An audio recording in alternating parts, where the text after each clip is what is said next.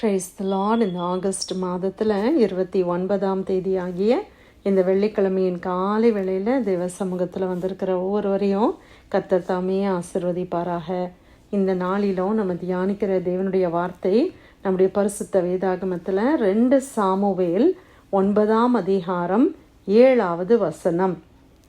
2 Samuel chapter 9 verse 7. அப்பொழுது சவுல் தன் வேலைக்காரனை 2 Samuel 9:7வது வசனம்.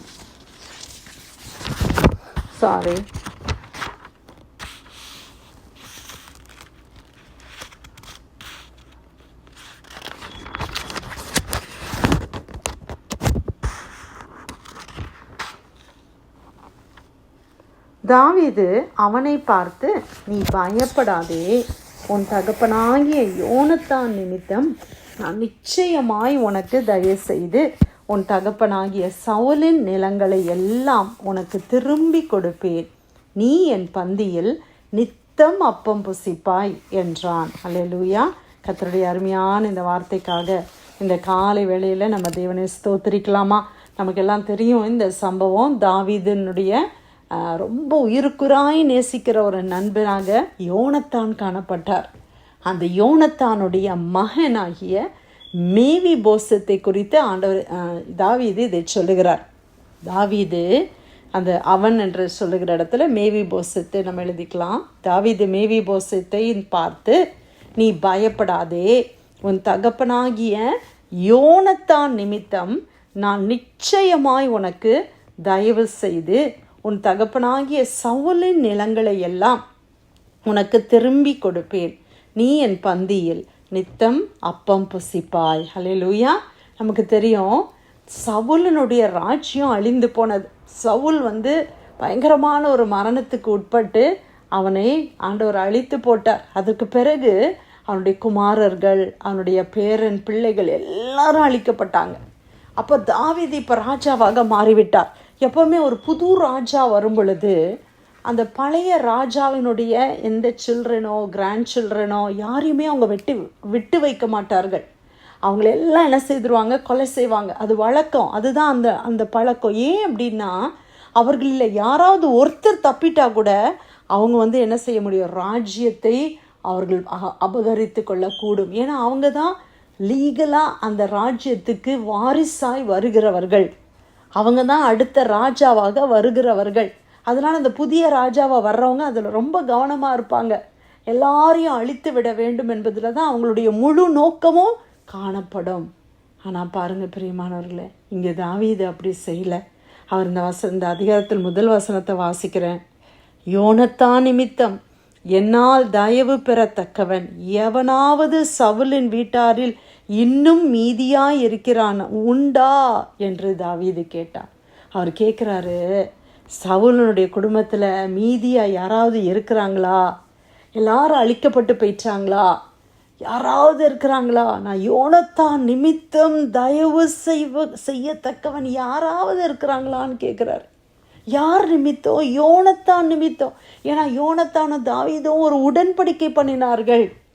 யோனத்தான் யார்? சவுலுடைய குமாரன். அப்பாவுக்கு பிறகு அவன் தான் ராஜாவாக போகிறான். ஆனால் அவனுடைய நல்ல மனசு பாருங்க. அப்பா தப்பான வழியில் போகிறாரு, ராஜ்ய பாரம் தாவீதுடைய கையில் தான் போக போகுதுன்றதை அவன் அறிந்து கொண்டான்.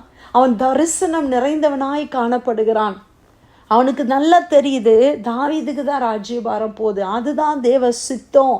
அப்படி தான் ஆண்டவருடைய சித்தம் இருக்குது. தாவீது அதற்கு அவன் பாத்திரவானாயும் இருக்கிறான் என்பதை அவன் அறிந்து கொண்டதுனால சவுலோடு அவன் டீம்ஸ் வைக்கவே இல்லை. அப்பாவோட சேர்ந்து அவன் எந்த விதமான தப்பான காரியத்தையும் அவன் செய்யலை. அவன் தாவீதுக்கு பட்சமாக இருக்கிறத பார்க்குறோம். தாவீதை பாதுகாக்கிறான். தாவீதை எப்படி அப்பா கையிலேருந்து விடுவிக்கணும்னு சொல்லி அவன் எவ்வளோ வேஸில் ட்ரை பண்ணுறத பார்க்குறோம். சவுலே சொல்கிறாரு, யோனத்தான் நான் உனக்காக தானே போராடுறேன், நீ ராஜாவாக வரணும்னு தானே நான் இதெல்லாம் பண்ணுறேன். ஆனால் யோனத்தான் மனசில் அப்படி ஒரு ஆசையே இல்லை பிரியமானவர்களே. அவனுக்கு தாவீதோடு கூட இணைந்திருக்கணும், தாவீது தான் கரெக்டானதை செய்கிறான், அவன் தான் நீதியானதை செய்கிறான், அப்பா அநீதியானதை செய்கிறாருன்னு சொல்லிட்டு அவன் நீதியோடு இசைந்து கொண்டான். அது நிமித்தமாக அவங்க 2 பேரும் என்ன செய்கிறாங்க, ஒரு ஒப்பந்தம் பண்ணுறாங்க. என்ன ஒப்பந்தம் பண்ணுறாங்க, என்னுடைய குடும்பத்தை நீ பார்த்துக்கோ. அவங்க 2 பேருக்குள்ளேயும் ஒரு ஒப்பந்தம் தான். யோனத்தான் சொல்கிறாரு, நான் இருப்பேனோ இல்லையோ தெரியல, ஆனால் நீ ராஜாவாக இருப்ப, கட்டாயமாக ஒரு நாள் இஸ்ரவேலுக்கு ராஜாவாக நீ மாறுவ, அப்போ இந்த ஒப்பந்தத்தை நீ நினச்சிக்கோன்னு சொல்லுகிறான். அதைத்தான் தாவீது நினைக்கிறான். தாவீது பாருங்க எவ்வளோ கவனமாக இருக்கிறான். அவன் இப்போ ராஜாவாயிட்டான். ஆனால் அவன் கேட்குறான், யோனத்தானின் நிமித்தம் நான் என்னால் தயவு பெறத்தக்கவன் யாராவது சவுல் குடும்பத்தில் மீதியாக இருக்கிறாங்களா? அப்போ தான் அவனுக்கு தெரிய வருது, யோனத்தானுடைய குமாரன் மேவிபோசேத்துன்னு ஒரு பையன் இருக்கிறான். அவன் முடவனாக இருக்கிறான், கால் கூட நடக்க முடியாது. அப்படி ஒரு பையன் இருக்கிறான். உடனே தாவீது சொல்ல, அவனை கூட்டிட்டு வாங்கன்னு சொல்லி அவனை கூப்பிட்டு அழைப்பித்தான். சவுலின் குமாரனாகிய யோனத்தானின் மகன் மேவிபோசேத்து தாவீதினிடத்தில் வந்தபோது முகங்குப்புற விழுந்து வணங்கினான். அப்பொழுது தாவீது, மேவிபோசேத்தே என்றான். அவன், இதோ அடியேன் என்றான். தாவீது அவனை பார்த்து, நீ பயப்படாதே, உன் தகப்பனாகிய யோனத்தான் நிமித்தம் நான் நிச்சயமாய் உனக்கு தயவு செய்து உன் தகப்பனாகிய சவுலின் நிலங்களையெல்லாம் உனக்கு திரும்பி கொடுப்பேன். நீ என் பந்தியில் நித்தம் அப்பம் புசிப்பாய் என்றான். அப்பொழுது அவன் வணங்கி, செத்த நாயை போல இருக்கிற என்னை நீர் நோக்கி பார்க்கிறதற்கு உமது அடியான் எம்மாத்திரம் என்றான். அல்லேலூயா, பிரைஸ் காட். மேவிபோசேத்தே சொல்றாரு, செத்த நாயை போல இருக்கிற என்னை நோக்கி பார்க்கிறதுக்கு நான் எம்மாத்திரம், ஹூவாமாய், நான் எம்மாத்திரம். தாவீது அவ்வளோ இரக்கம் பாராட்டுகிறார், தயவு பாராட்டுகிறார்.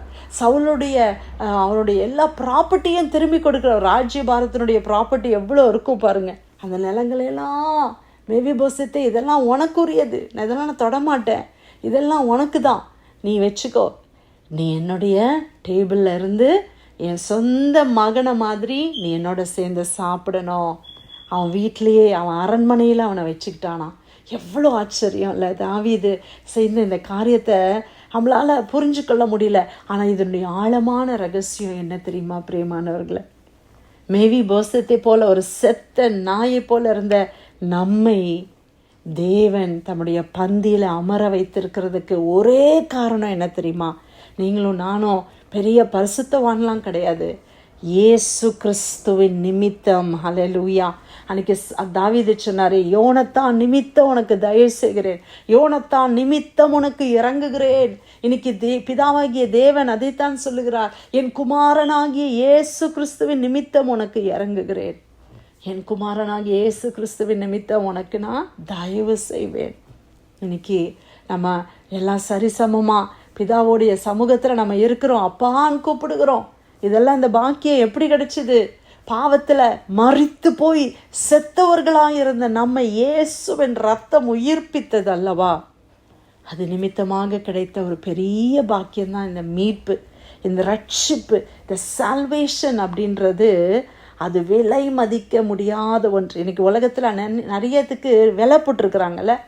ஒரு காருக்கு ஒரு விலை இருக்குது, ஒரு வீடுக்கு ஒரு விலை இருக்குது, எல்லாத்துக்கும் ஒரு ப்ரைஸ் டேக் இருக்குது.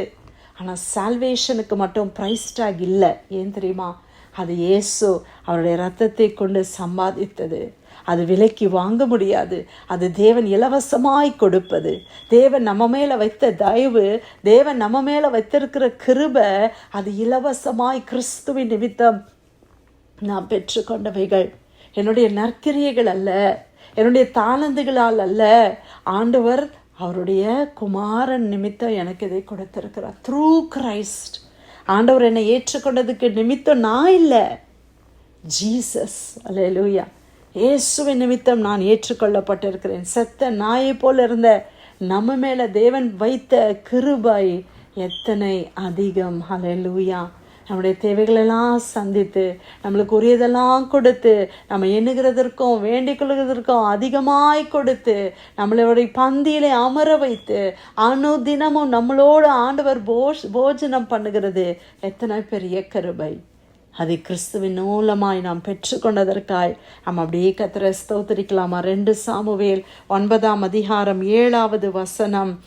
தாவீது அவனை பார்த்து, நீ பயப்படாதே, உன் தகப்பனாகிய யோனத்தான் நிமித்தம் நான் நிச்சயமாய் உனக்கு தயவு செய்து உன் தகப்பனாகிய சவுலின் நிலங்களையெல்லாம் உனக்கு திரும்பி கொடுப்பேன். நீ என் பந்தியில் நித்தம் அப்பம் புசிப்பாய் என்றான். கர்த்தர் கொடுத்த நல்ல வார்த்தைக்காய் ஆண்டவருக்கு நன்றி செலுத்தி பிரேயர்ல வந்திருக்கிற யாராவது நம்ம ஜெபிக்கலாமா?